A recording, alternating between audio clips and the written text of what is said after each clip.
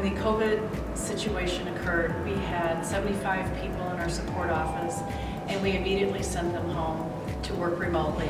Now we're privileged to welcome them back into the office, and I'd like to take you on a journey of what that looks like here.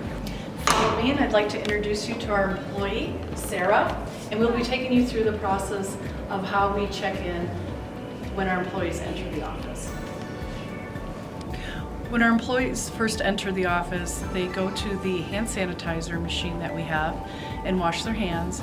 We have a support office check-in procedures board that they will look at to know what's expected if it's their first time coming back to the office.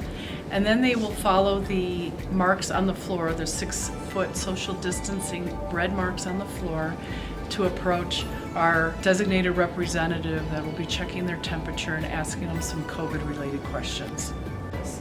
The first question we ask is, have you been diagnosed with COVID-19? The second question we ask is, have you been in contact with someone who has been diagnosed with COVID-19 in the past 14 days? We also ask, have you had any of the below symptoms? It's cough, shortness of breath, or difficulty breathing, fever, chills, repeated shaking with chills, muscle pain, headache, sore throat, new loss of taste or smell. If any of our employees answer yes to any of these questions, we ask them to remain outside the office, and Human Resources decides whether we send an employee home. Also, upon arrival, we ask our employees to wipe down their stations, and we provide, the Lysol spray, the Clorox wipes, and this type of Lysol spray. And we have gloves for them to use as well. In addition to checking in this procedure, we also require our employees to wear masks. I happen to have a 3-ply mask on. A fun fact, you can put a dryer sheet inside and use it as a filter inside these masks. So that's a little interesting fact. Now let me take you on a tour of the office to show you what the employees can expect when they return to the office. Follow me. So let's take a look at the Steamboat Conference Room. As you can see from the sign on the glass, this particular conference room can have no more than 10 people. So let's go in and check it out. In this particular conference room, we can have up to 10 people, and that's 5 on this side of the room and 5 on the other side of the room. Now we're at our smaller conference room. So as you can see posted on this sign, this is a conference room for no more than 4 people. So let's take a look at what this conference room looks like.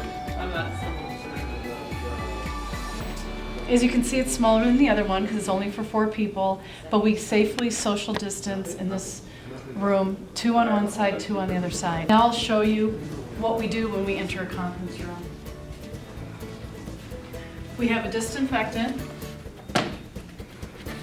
And every time we have a meeting, I'm going to sit here for this particular meeting. We wipe down the space in front of us, the chair arms, the back of the chair, the bottom of the chair, and then if you have your computer with you, you can wipe down your computer at that time and your phones. We come over here. This is our tablet to get into our conference. We wipe that down, and the phone, since these are our high touch point areas, and then also the equipment we use to plug in to our computers. And then we throw the swipe out. Now I'm going to take you on a tour of the other side of the office where we have the social distancing marks and arrows showing the pathway of how the employees are supposed to safely move about the office. So let's go check that out.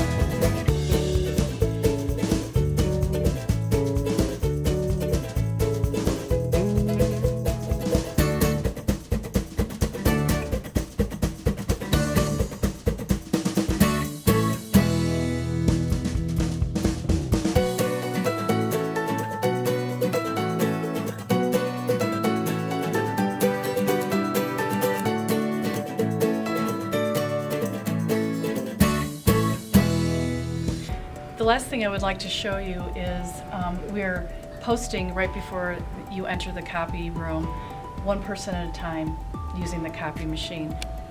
Also, if you're a company that has 500 or less employees, you are required to post the employee rights COVID-related poster.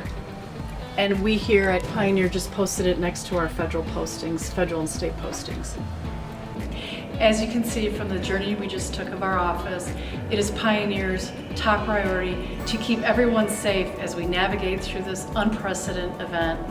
Remember, wear a mask, wash your hands frequently, social distance, and most importantly, stay safe.